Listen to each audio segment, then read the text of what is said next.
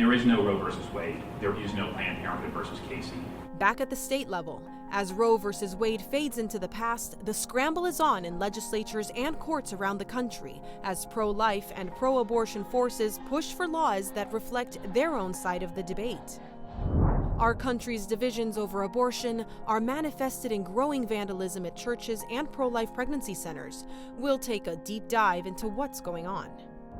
The Pope gets personal, discussing his health and the rumors that he might resign the papacy over medical concerns. And one priest's experience at the top of Mount Kilimanjaro, his faith journey is coming up. EWTN News In Depth starts now.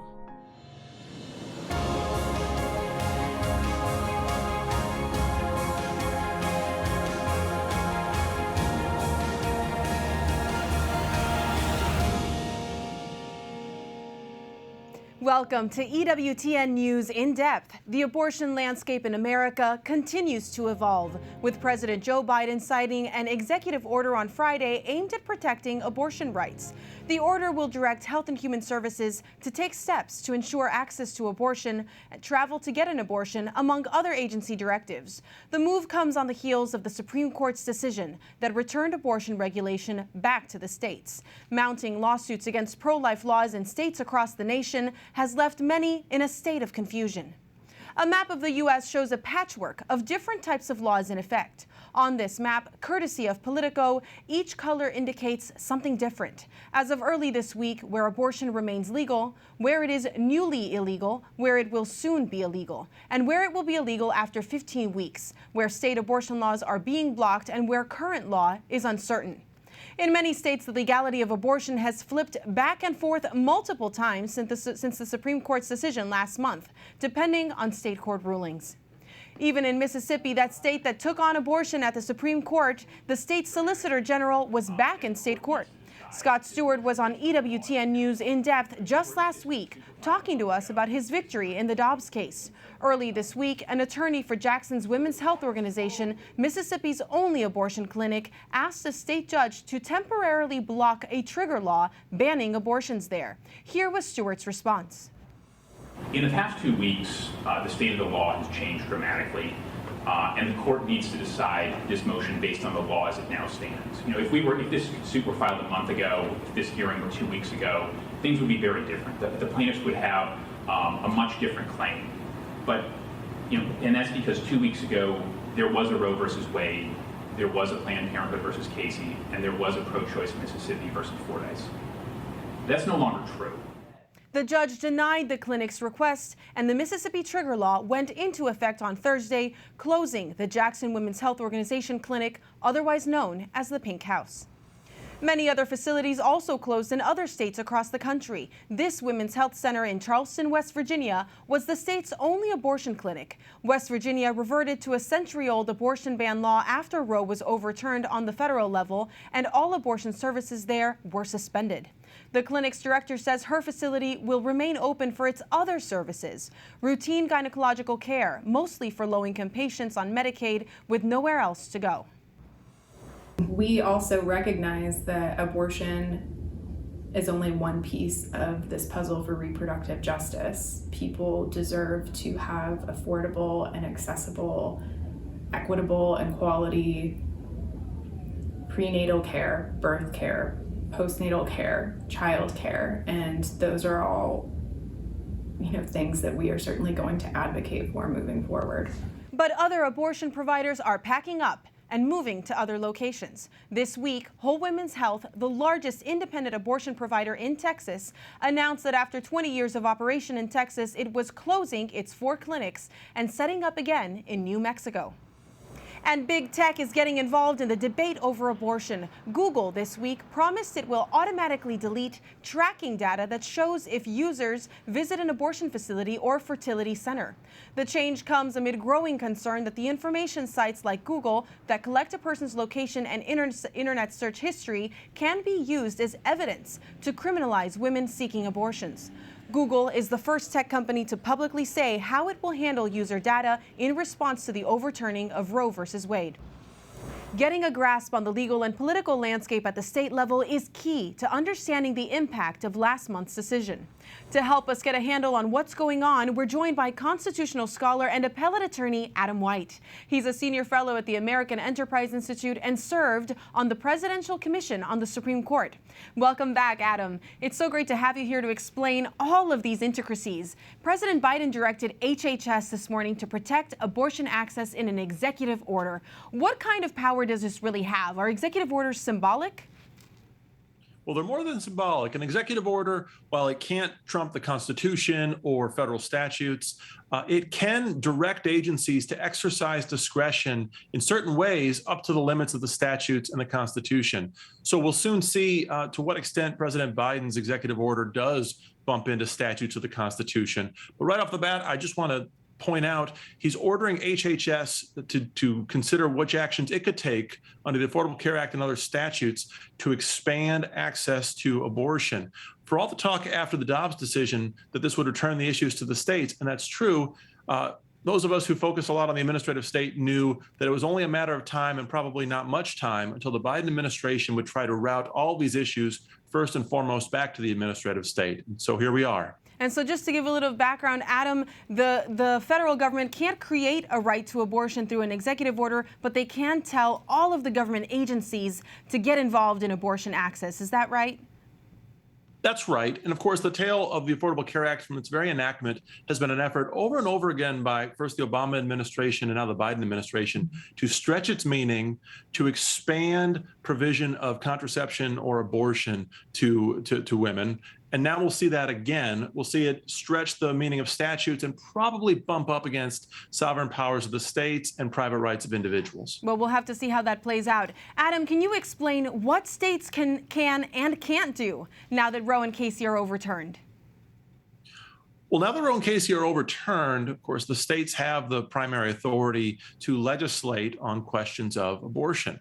Now, states cannot violate the U.S. Constitution, and so there will be some interesting arguments, and Justice Kavanaugh alluded to some of them about in his concurrence in Dobbs, interesting arguments about whether a right to travel among states, part of the Interstate Commerce Clause, whether that would trump a state's own power to limit people's right to exit the state for purposes of getting an abortion.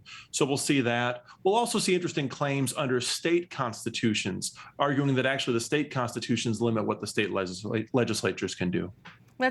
That's a lot there that we have to unpack. Our viewers know that some states have trigger laws. They've heard us talk about trigger laws or pre-existing laws that protected life in certain states. Under what grounds or using what reasoning are those laws being stopped by state courts or stopped in that process of litigation?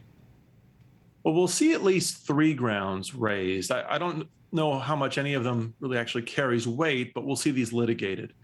First, we'll see plaintiffs invoke state bills of rights, probably provisions similar to the federal Bill of Rights. And while they failed in Dobbs to persuade the U.S. Supreme Court that say the 14th Amendment protects a right to an abortion, you'll see similar arguments made under state constitutions hoping for different results.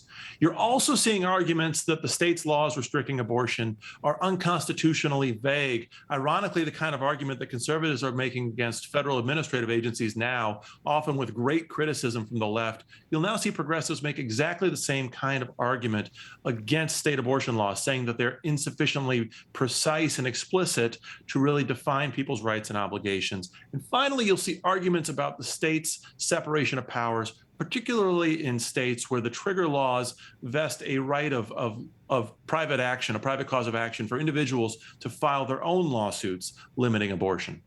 Well, the last abortion clinic in Mississippi closed its doors this week, prompting the discussion about cross-state abortion access, which you just talked about. Is there anything states can do to actually limit that? This is actually, I think, a legitimate argument and one that Justice Kavanaugh raised. The Constitution, its protection of interstate commerce and the free flow of goods and people from one state to another, has long been construed broadly to really limit what states can do to limit their own people from exiting or entering the state. And so this is a very serious constitutional argument that critics and opponents of abortion will need to take seriously. So if they are going to take that argument seriously, then is what Colorado's governor did, Jared Polis, he recently issued an executive order saying saying in part that he would decline requests for the arrest, surrender, or extradition of any person charged with a criminal violation of a law in another state where the violation involves reproductive health care, meaning performing or getting abortions. Is this order enforceable then? I'm glad you brought this up because this is going to be a huge point, not just in Colorado, but in states like Wisconsin, where the governor said he might grant clemency to people who violate that state's pre-existing abortion laws. Governors are going to invoke both provisions of their state constitutions and provisions of the federal constitution and assert that those provisions limit their own legislatures or other legislatures' powers to regulate abortion. So this is going to be sort of the tip of the argument, and you'll see a lot of state governors going far beyond what I think we could expect federal or even state courts to actually say the content of the constitutions contain. That's an interesting point and one we're going to have to watch. Let's get into court packing. You served on the Presidential Commission on the Supreme Court, which explored ways the powers of the court could be reformed or limited or expanded. The Roe ruling has revived these discussions, and some of the other members of your commission are calling for seats to be added to the court. Do these claims have legs? Well, no, of course not. These are not new claims. First of all, my former colleagues who are now making this argument, Professors Larry Tribe and Nancy Gertner from the Harvard Law School, they were making these arguments in December when our commission ended. The commission had a very broad and rigorous debate over court packing. We did not endorse court packing. I was glad to see that. And I think if we had endorsed court packing, it would have been a disaster. We're now seeing those same arguments coming forward simply out of my former colleagues' dissatisfaction that the Supreme Court no longer conjures rights the way it used to. And we are seeing arguments around a political solution there and getting rid of the filibuster. Do you think that that's feasible? No, not in the current Senate. There's no appetite for it among the key senators in the Democratic Party, Senators Manchin and Sinema, as well as, to say, of course, the Republicans. I do not expect this to change. And I think Democrats ought to tread very, very lightly here. The last time they played around with the filibuster, they opened the door to an entire generation of judicial appointments and Supreme Court appointments. And if they reduce the filibuster for the sake of increasing access to abortion, they may soon find future Congresses using the same majority rules to legislate on abortion in the other direction. Well, that's an interesting point, and Adam, we'll be watching that closely, and the midterms as well. Thank you so much for explaining this to us. Thanks, Montse. Since the Dobbs opinion came down in May, acts of vandalism at churches and pregnancy centers have increased. Church leaders and pro-life organizations are pleading for an end to the property damage and asking law enforcement to step up their efforts. Roselle Regis reports. Catholic churches, pregnancy help centers, and other pro-life groups have been on heightened alert as the spate of attacks continue in the country. The attacks, ranging from graffiti, property damage, threats, and theft, were seemingly triggered by the leaked Dobbs draft opinion in early May. Now there is a new wave of violence since the overturning of Roe V Wade in June.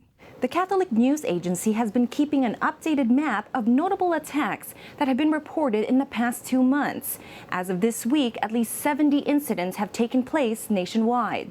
There were 29 attacks reported in May. There were even more in June, with 37 reported incidents. This past week alone, there have been 4 attacks.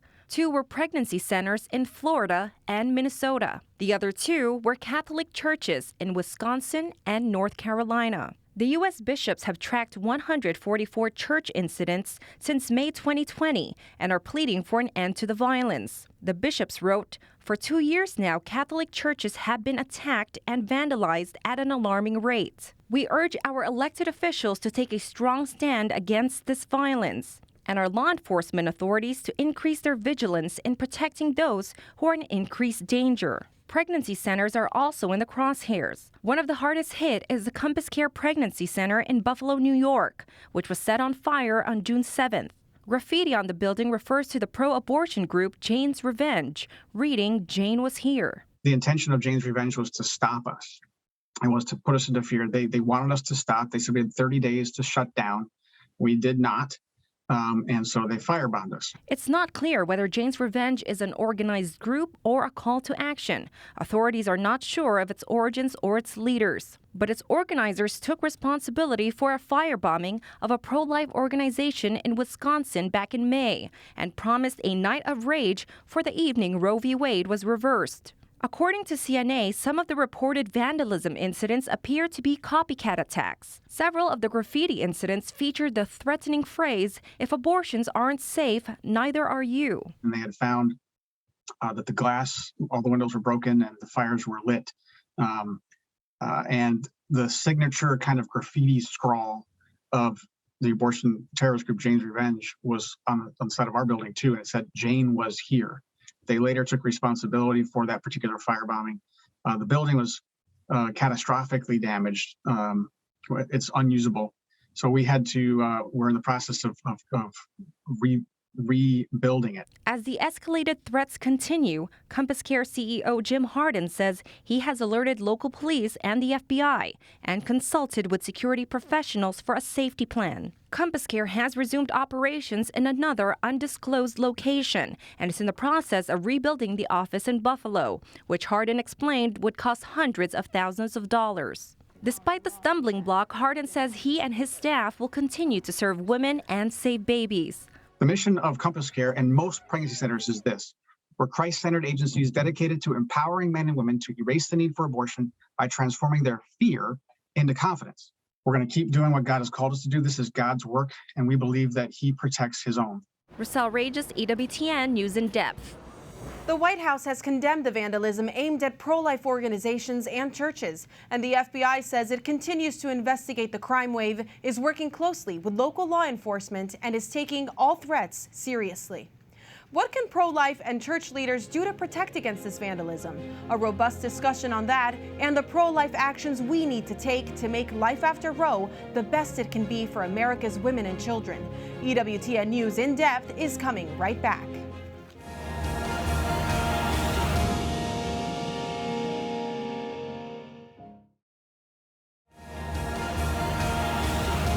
The national divide on abortion and the right to life continues to grow, with violent repercussions in some cases, including vandalism on pregnancy centers and churches.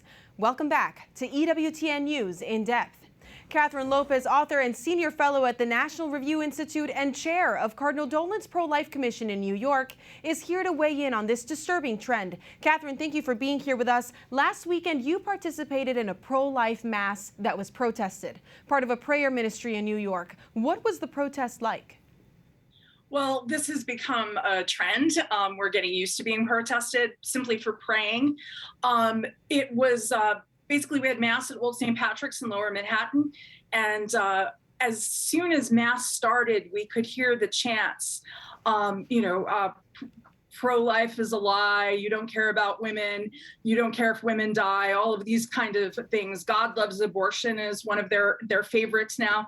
And so they basically blockaded us, so we couldn't easily walk to Planned Parenthood, which isn't even a block away. And what we do is we pray across the street from Planned Parenthood, so we're not blocking access. In fact, the group New York City for Abortion Rights, they blocked our access to the streets of New York, and the police had to help us out. And honestly, we didn't move. They had the front and the back of the church blockaded.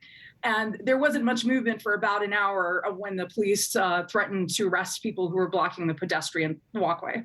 Well, that sounds awful, and I'm sure that you will continue either way to be outside of Planned Parenthood praying. But nationwide, pregnancy help centers are doing great things. There are more than 2,700 centers, outnumbering abortion clinics 3 to 1. They provide tests, ultrasounds, prenatal counseling, and parenting help. You know better about this than I do. The Charlotte Lozier Institute says that assistance is valued at more than $266 million. But part of the protests on these centers includes senators like Elizabeth Warren, who recently called for pregnancy centers to be shut down. What's your reaction to this? The same thing is happening in New York, where Governor Kathy Hochul is targeting the pregnancy centers. One of the things in Warren's bill is this disinformation police, basically. And when NARAL Pro-Choice America did an investigation of supposedly fake clinics, as they call them, do you know what the problems they found were? That many times the people at these centers would refer to a baby instead of a fetus, and consider the pregnant woman as already a mother. So I increasingly encounter people who think I am crazy because I talk about medical abortions, that you can get pills in the mail. This happened during COVID. The majority of abortions in America are by pill by now. So many people don't know that. And so the things that can be labeled disinformation very often are mere fact. Right. And so you can't pray outside of an abortion clinic, and you also can't serve the women that need these services and need to be cared for, the children and the mothers. You're between a rock and a hard place here for people who really want to push abortion. The increased vandalism around the country is also an issue, vandalism against Catholic churches and pregnancy centers, and it has many worried about safety for volunteers working in these ministries and healthcare centers. Do you think this is part of the motivation for these attacks, for people to stop volunteering? Oh, absolutely. One of the groups, Jane's Revenge, who have been targeting churches and pro-life centers, in some cases firebombing and graffitiing. In fact, I know someone in my family who works in a Catholic institution in New York, where that institution was attacked by Jane's Revenge. That they absolutely want to shut us down. And I think, increasingly, if this kind of extremism continues, I think it's going to backfire. I think it's going to backfire on abortion advocates. But a major challenge is why I'm so grateful for your show, and we try to do what we can at National Review. We have to keep the light on this. We don't even know all of the attacks on Catholic churches and other churches, because some churches don't want to report it because they want to stay out of the media, stay out of, lie low, I know Old St. Patrick's in Lower Manhattan, they've had graffiti, they've had threats. That's happening increasingly, and we have to make that known. And you've been praying outside of Planned Parenthood clinics for years, especially during the pandemic. You always say that the people that lose out are actually the women. What are most of the women there in need of? What's the motivation now for getting an abortion? Well, so often, and Chris Bell, who you profiled Good Counsel Homes recently on this show, Chris Bell had an op-ed in the Wall Street Journal. So he runs maternity homes in the New York metropolitan area. And he wrote about and often testifies, women and girls, so often we're talking about 17-year-old girls, they think they can't be moms. They think they can't do it. And sometimes it's as simple as someone loving them and respecting them enough to give them the confidence that they can. And then being clear that we're going to walk with these women. They will not be alone, and these girls. Often it's a sign of hope. And, increasingly in our culture, especially in some place like New York, the culture is such that it insists that you have an abortion, particularly if you're young. We've really seen in the businesses who immediately said that they would pay for abortions over state lines. Well, that's because they don't want you to have a baby. It's not good for business because you'll have a child who will get sick and need you to take time off. And so the truth, I think, is really coming out again in all of this extremism. And part of the pro-life team in New York that you work with are the Sisters of Life, who talk about what it is to empower a woman the way that you just described, and a couple of other ministries. But what's so unique about the approach of the Sisters of Life that makes the violent reaction to the Dobbs ruling even more jarring?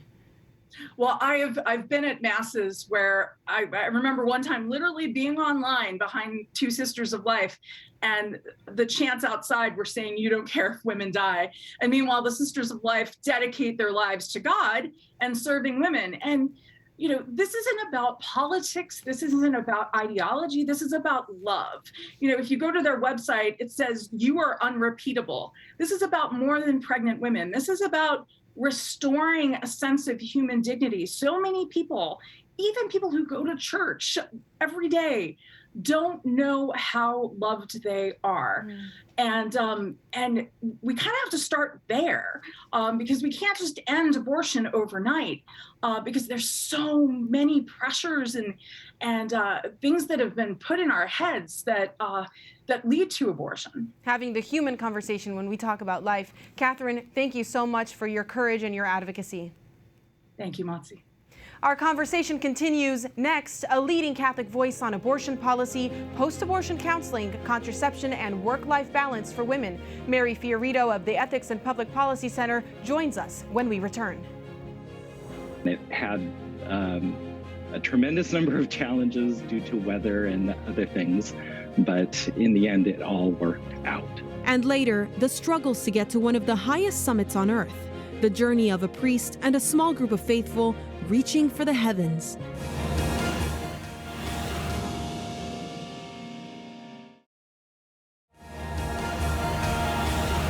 Our in-depth coverage continues on the fight for the lives of the most vulnerable, the unborn, and their brave mothers. Attorney, author, and the Cardinal Francis George Fellow at the Ethics and Public Policy Center and the Nicholas Center for Ethics and Culture, Mary Fiorito, joins us now to delve further into this complex issue. Mary, it's great to have you back with us. Earlier in this program, we discussed the legal aspects of the abortion debate at the state level, with access to abortion and contraception at the top of the minds for many.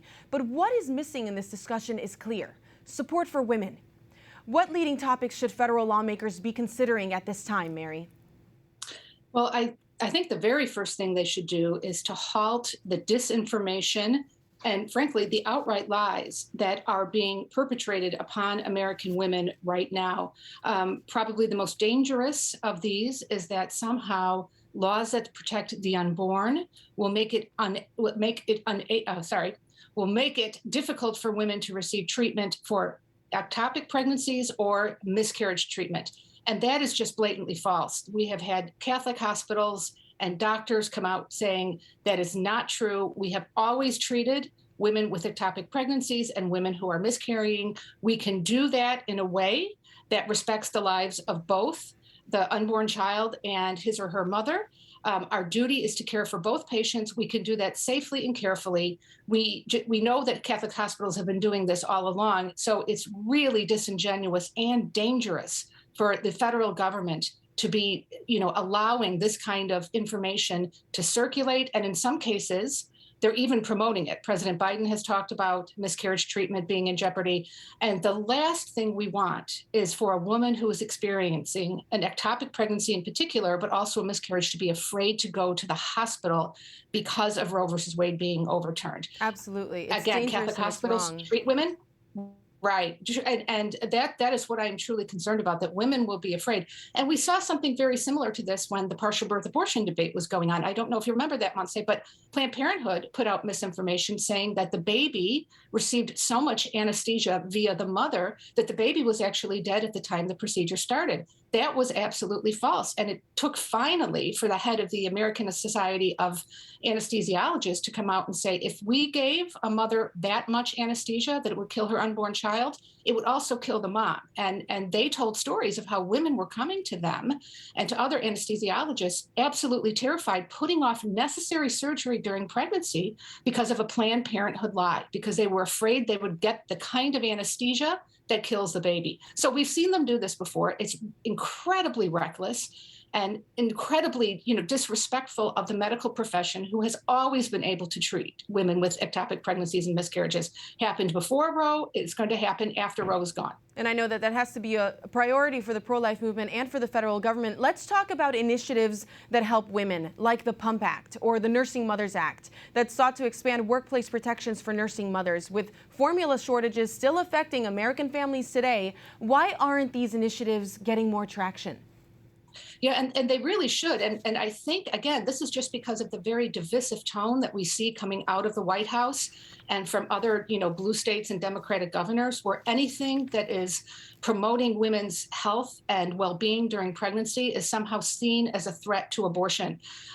It's really frightening that these kind of things that, actually benefit women and benefit their children. I mean, there's study after study after study that shows that children who nurse really do better across the board in terms of their immune systems and, other developmental milestones, that women who nurse have children who bond better, et cetera, et cetera. So to somehow undermine those efforts, again, it puts women at the service of the abortion industry and not the other way around, which is what it should be. But we can also look at other state initiatives. For example, in Texas, that now has a 6-week ban, they also have an incredible law called the Texas Alternatives to Abortion Act, which provides support for moms and their newborn children all the way up until the age of 3.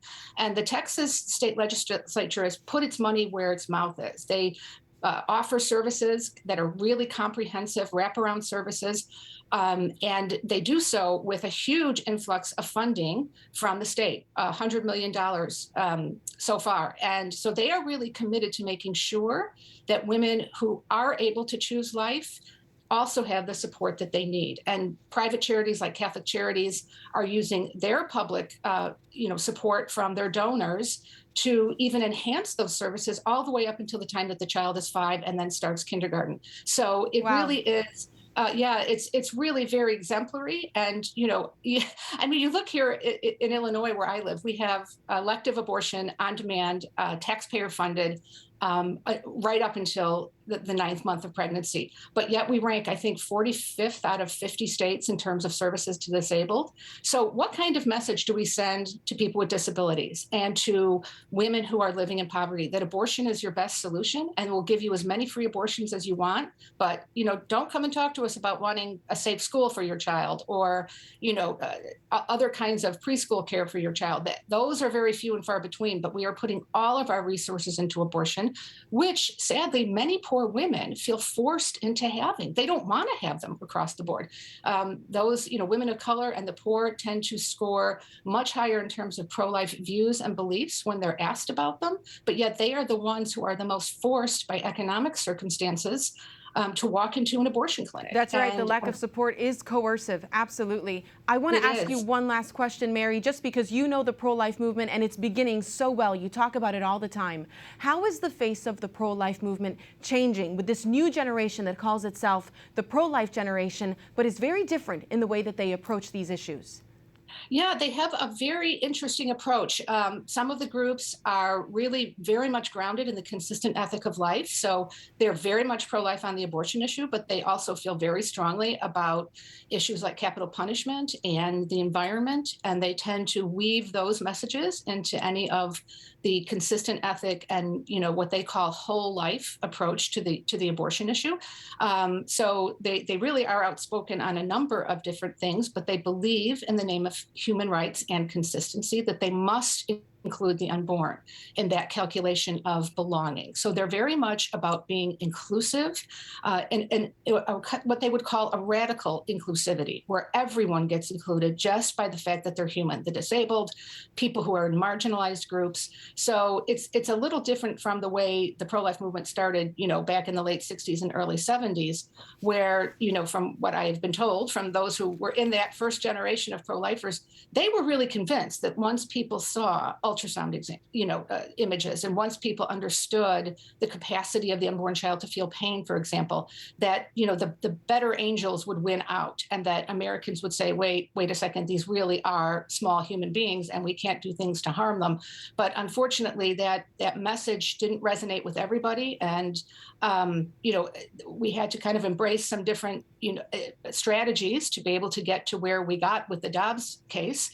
But we had science on our side, we had human rights on our side, yes, we had the truth on our side, and science eventually on our side, things, they won out. They absolutely won out, and I think Pope Francis made that point in his interview to Reuters, that science is definitely on our side, and it's about changing hearts and making abortion unthinkable. Mary, it's so wonderful to be with you, and we'll look forward to seeing what else you're doing to fight misinformation and to protect women. Thank you. Thank you, Montse. It was a pleasure to be with you. Top headlines are next in the Week in Review. Everyone's pretty shaken. I think you're used to hearing about this stuff elsewhere, but it definitely hits a lot harder when it's not only your hometown, but it's also like right in front of you. The horror remains over the mass shooting at a 4th of July parade outside Chicago. Many ask, when will the violence stop? And the Pope makes news, his important letter calling for Catholics to rediscover the beauty of the Mass and answering questions about his health and abortion in an exclusive interview. EWTN News In Depth will be back in a moment.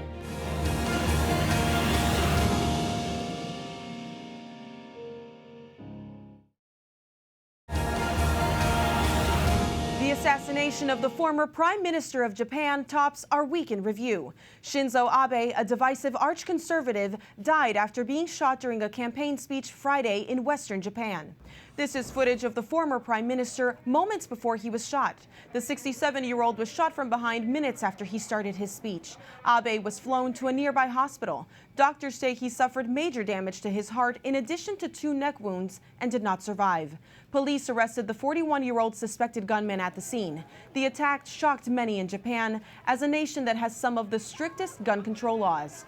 A community in Illinois continues to come to grips with the attack that shattered their July 4th celebrations. 7 people died and dozens were injured when a shooter opened fire from a rooftop as an Independence Day parade was underway on Monday. Police say the 21-year-old shooter, who was apprehended later that evening, admitted he carried out the attack, emptying 2 30-round magazines before reloading and firing again.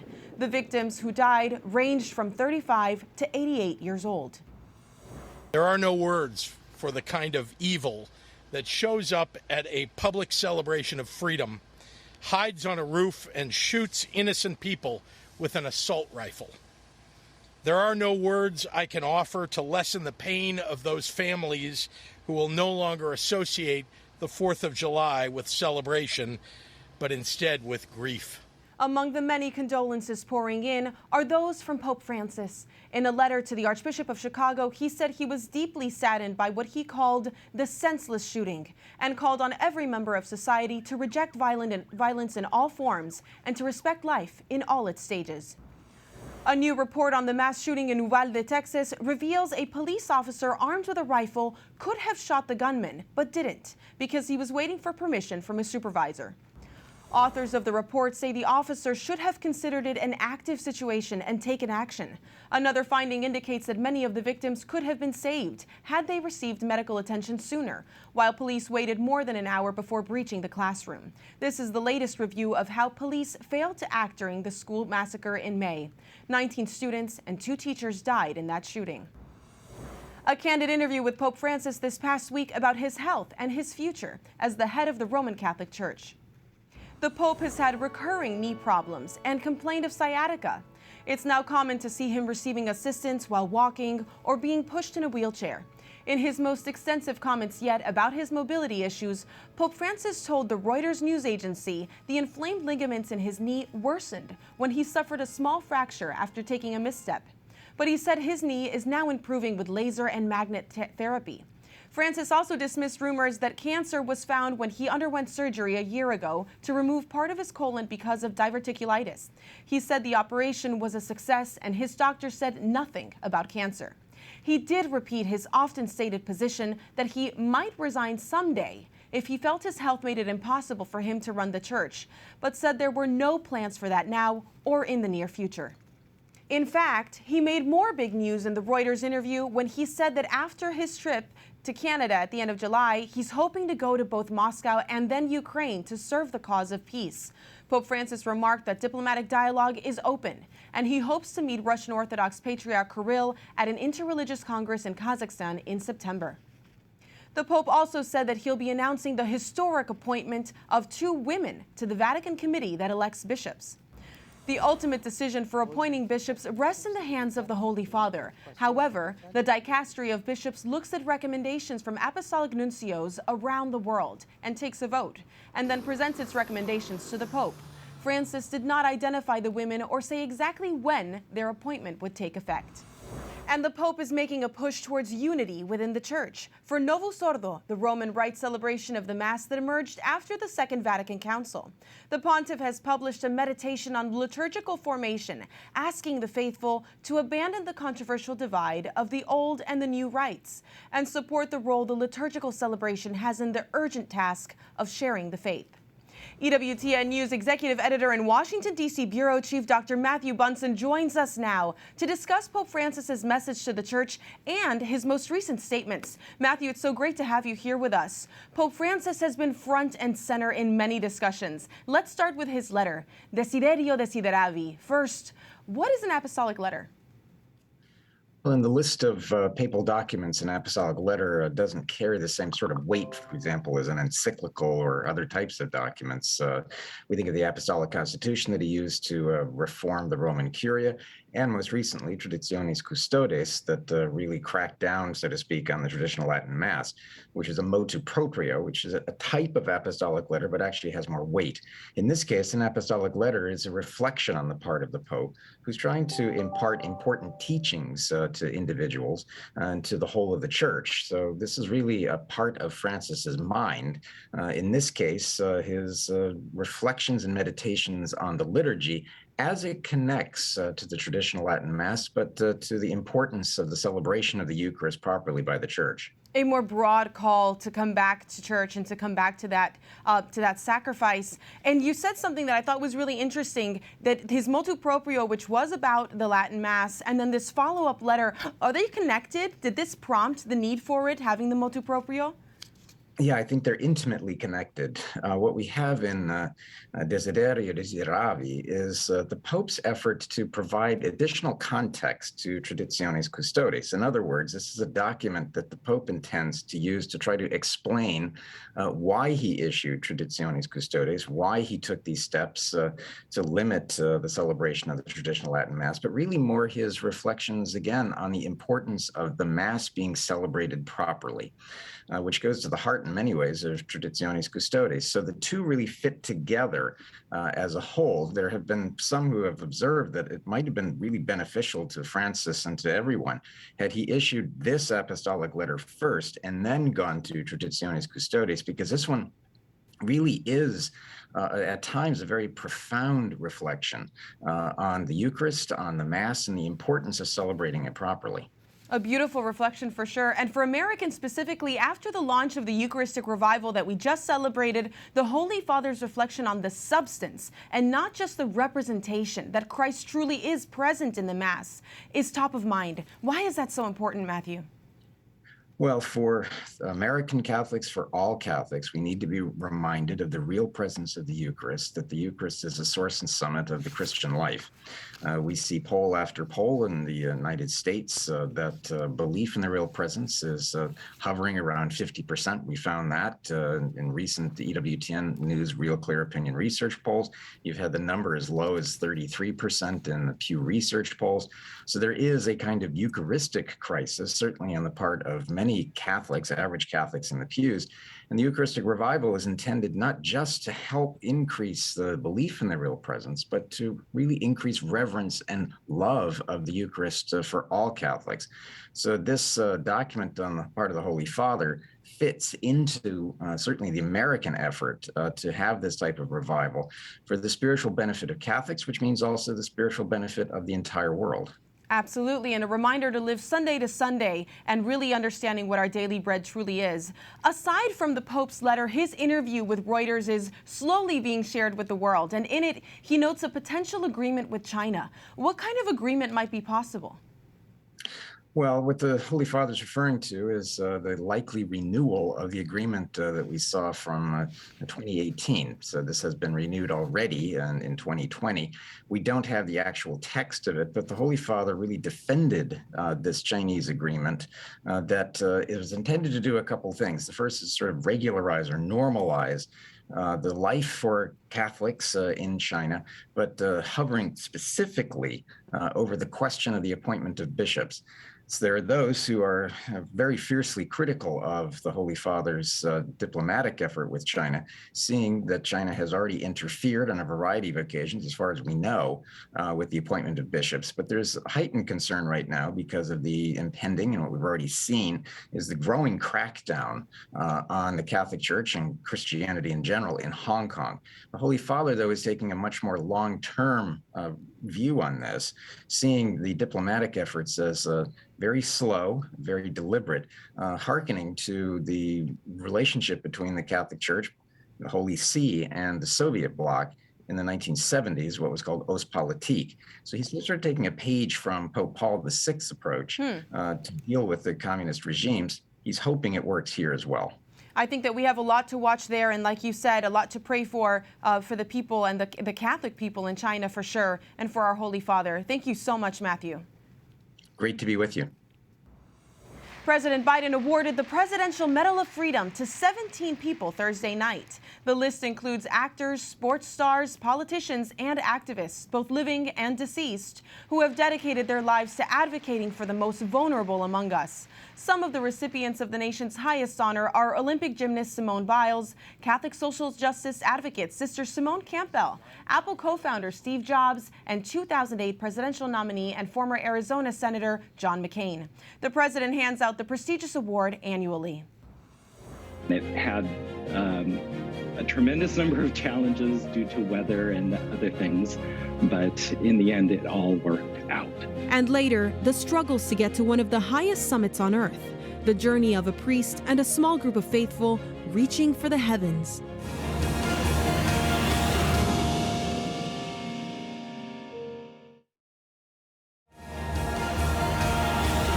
A journey to the top. A priest from Oregon hikes up the tallest mountain in Africa as a spiritual leader for Catholic climbers and a witness to the faith to those who do not yet know Christ.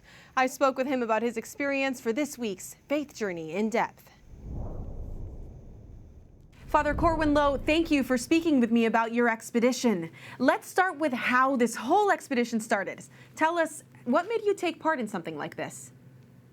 Well, I've always been a big hiker. I love the outdoors. I go snowshoeing and skiing, and the opportunity to do things and blend it with my actual vocation work has always appealed to me. And I was asked by some faithful Catholics to join them as their chaplain.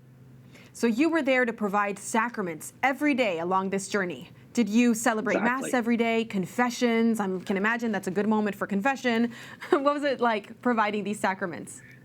Well, mainly it was celebrating Mass. I did do a confession, but really it was to confect the Eucharist every day on the mountain. And it had a tremendous number of challenges due to weather and other things, but in the end, it all worked out. Providence. From a priestly perspective, when you're celebrating Mass, what's the difference between celebrating Mass in your parish and then celebrating in this very, remote location? Well, church is the appropriate place to celebrate Mass, but to celebrate it in God's backyard really is an astounding thing. And to be able to do that when you couldn't, many people wouldn't be able to have Mass, especially on a Sunday if they're trekking. And so to be able to do this is something very special. And also to be a witness for those people that are also on the trail, that are not Catholic or are just curious about what we're doing. So let's talk about that witness. You wore religious garb, so you wore your habit the entire time while you were trekking up the mountain. Is that the reason? Well, yes, because I stand out, and nobody wears white on a mountain because white gets very dirty. Well, there weren't just Catholics on this trip. There were opportunities for evangelization, right? Who else was a part of this? There were some people that were not Christian, and there were also people that were Orthodox, and it provided a great dialogue between Orthodox and the Latin West. I had some great conversations about the differences of expression of faith. Then how did the weather impact your journey? You talked about it being different, but I heard you lucked out when you were saying Mass on the summit. I did. It's supposed to be the dry season in Mount Kilimanjaro this time of year. And the last time I went was like 19 years ago, and it was perfect weather the entire time. So I had kind of set up that in my mind that that's what it was going to be like. And the day I arrived, they had the most rain that they have had in years. And that was sort of a little bit disconcerting and a little bit upsetting. I was like, how am I going to do all these sacraments? When I got to the top, or actually the day we did the summit ascent, it snowed like 2 or 3 inches. And so I was thinking, I'm not going to make it. I'll make it to the top, but I won't be able to celebrate Mass. But then it was actually warm at the top and not windy. And it was a little bit cloudy. And the special thing that happened was that when the time for consecration came, the sun came out of the clouds. And when I was finished with consecration, it kind of closed up. And that's when the weather actually turned a little bit and got cold. But I completed Mass without incident. It was great. That's awesome. Beautiful. That's beautiful. A great gift and a great blessing. Is that what you took away from this trip? The fact that God will always surprise you, or is there something more? That, of course, was my primary reason to be able to celebrate the sacraments. And I knew I was going to be a witness. I just didn't know how much of it I would be. And there were a ton of porters and guides that would come up to me and say, Jesus Christus, Jesus Christ. And they would also want to take a picture. So I have all these anonymous pictures on all these cell phones that, I have no idea who these people are. But they really wanted to get a picture taken with me. So that was surprising, a little bit disarming, but I rolled with it. So. Well, I'm sure that you'll be praying for them, and I'm so grateful for your witness. Thank you so much, Father. Oh, you're quite welcome. Thank you. God bless you. You can learn more about Father Corwin's journey and his other work by visiting his website, cantateop, at cantateop.org. Thank you for joining us for this edition of EWTN News In Depth. I'm Montse Alvarado. Join us again next week as we continue our exploration of this Catholic life. Same time, same place. See you then.